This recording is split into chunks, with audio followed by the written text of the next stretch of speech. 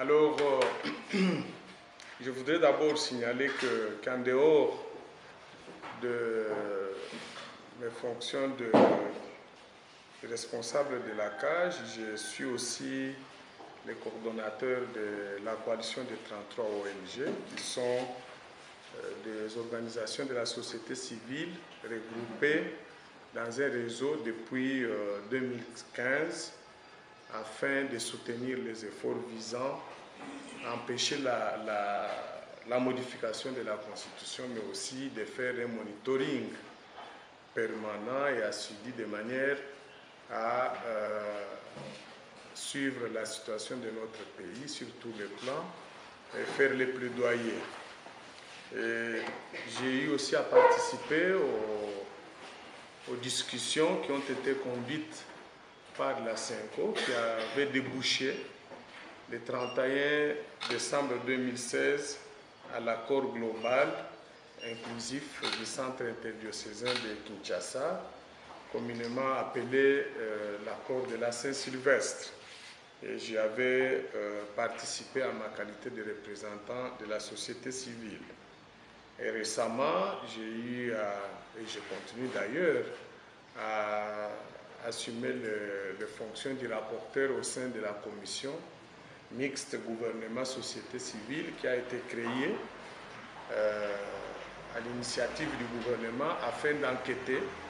sur les violations graves des droits de l'homme commises en marge de manifestations du 31 décembre 2017, 21 janvier, mais aussi le 25 février 2018. Et ce travail continue à se faire.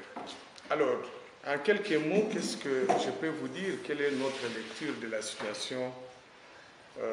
générale dans notre pays? Je voudrais structurer la situation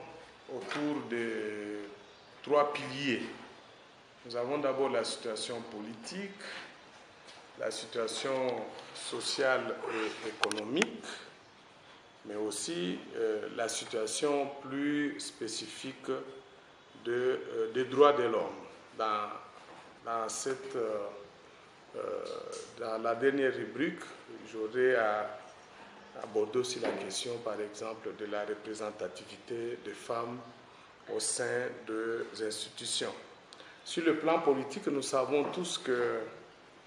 l'actualité reste dominée par la crise qui sévit encore notre pays et qui a pris en réalité origine en décembre 2016, lorsque il a été constaté que notre pays n'allait pas tenir les élections conformément à la Constitution, principalement les deux scrutins,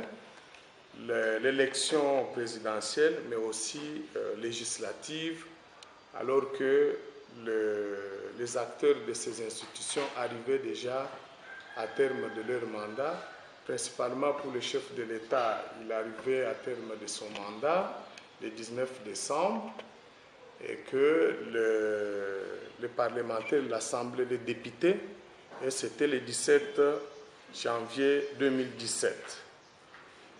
Et avant la date du 19, alors que la Constitution, l'article 73, dispose que le scrutin pour l'élection du président de la République doit être convoqué 90 jours avant, c'est-à-dire avant la fin du mandat, nous avions tous assisté à une démarche menée par la CENI qui a consisté à saisir la Cour constitutionnelle pour évoquer un certain nombre d'éléments comme constituant des cas de force majeure afin d'obtenir de la Cour constitutionnelle l'autorisation de reporter les élections. Et à la suite de cette démarche, nous avons tous suivi que les voix s'étaient levées de part et d'autre pour refuser que la CENI ne puisse pas aller dans ce sens parce qu'il avait été considéré que d'une part, si les élections n'étaient pas organisées, c'est parce qu'il y avait eu absence de volonté du côté du gouvernement et que la CENI elle-même n'avait pas fait assez, et qu'entre-temps, la CENI qui avait déjà réceptionné les dépôts de candidatures pour les élections législatives, donc régionales, n'avait rien fait afin de permettre l'organisation de ces élections. Et que de deux, il fallait tout simplement considérer que le défaut d'organiser notamment l'élection présidentielle constituait un des motifs qui pouvait conduire la Cour constitutionnelle à constater la vacance à la tête de l'État. Mais la Cour constitutionnelle avait statué autrement, et vous savez que la Cour a statué seulement à 5 membres de sa composition, soit 5 sur 9, parce que 4 de ces membres n'avaient pas voulu y participer, considérant que cette procédure était anticonstitutionnelle, d'autant plus que la CENI, en tant qu'institution, n'a pas de qualité, ne fait pas partie des institutions qui sont habilitées de par la Constitution comme par la loi à pouvoir saisir la Cour constitutionnelle. Alors, la crise a commencé par là, et sans oublier que,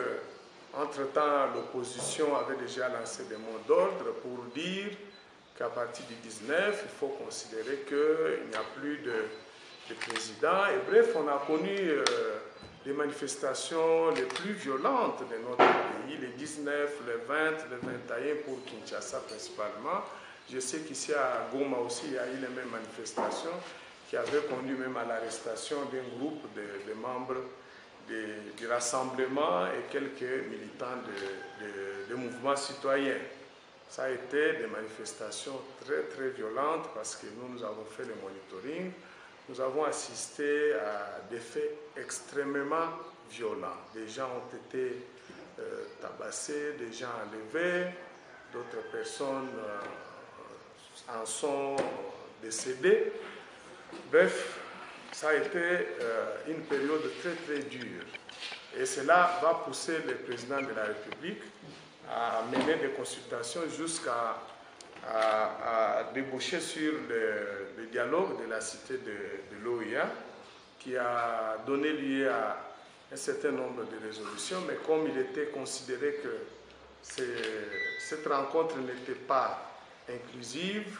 les discussions se sont poursuivies, que ce soit avec l'Union africaine, mais aussi au niveau de la classe politique, jusqu'à charger la CENCO pour organiser une rencontre dite inclusive, qui a débouché le 31 à cet accord, mais lequel accord a connu beaucoup de difficultés pour sa mise en œuvre. Vous savez ce qui s'est passé, c'est qu'il y a eu beaucoup d'interprétations pour savoir quelle était la procédure à suivre pour nommer le Premier ministre, mais entre-temps, l'arrangement particulier qui était considéré comme le document devant compléter l'accord, nous l'avions discuté, adopté, il fallait le signer, ça n'a pas eu lieu jusqu'à ce qu'un groupe, notamment proche de la majorité, a pu organiser la signature d'un arrangement particulier dont le contenu n'est pas conforme à celui que nous avions tous adopté. C'est comme ça que même nous n'avons pas accepté d'y participer, moins encore au gouvernement, en dépit du fait qu'on a été consulté. Nous avons même refusé de participer au conseil, au comité national de suivi de la mise en œuvre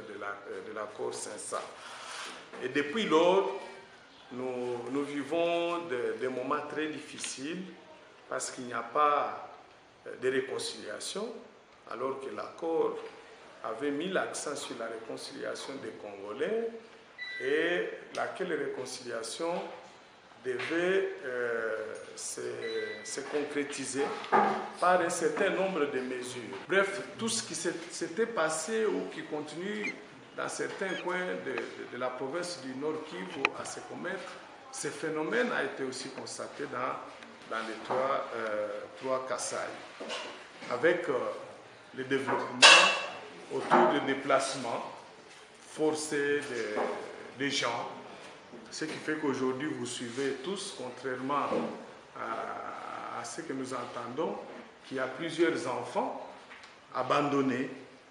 L'UNICEF a fait son rapport dernièrement et a donné au moins les chiffres de plus ou moins 400 000. Et que ce sont des enfants pour lesquels il faut une prise en charge. Donc, l'insécurité elle-même n'est pas toujours maîtrisée. On constate quand même que depuis 2-3 mois, il y a eu une tendance à la baisse dans les provinces de trois Kasaï, donc les 2 Kasaï, les Kasaï orientales. La tendance est vraiment à la baisse. Par contre, dans les Kasaï centrales, les FARDC continuent toujours à mener des opérations afin de stabiliser la situation d'insécurité. Ce qui ne permet pas aux enfants de reprendre les chemins de l'école, aux femmes de reprendre les chemins de leur champ, et avec tout ce qu'il y a comme conséquence sur le plan social. Et nous avons noté aussi l'effet d'arrestation et de détention arbitraire depuis 2016 jusqu'à ce jour. Et nous continuons à mener un plaidoyer pour que tous les prisonniers politiques et d'opinion qui sont encore en détention puissent être libérés. Que tous les Congolais qui ont été contraints à aller en exil ou à y rester par peur d'être inquiétés une fois de retour au pays, que tous ces obstacles soient levés par le gouvernement à 7 mois des prochaines élections, de manière à ce que la réconciliation des Congolais se réalise, que les climats de détente puissent aussi se concrétiser, et ça va permettre aux électeurs d'aller voter dans un climat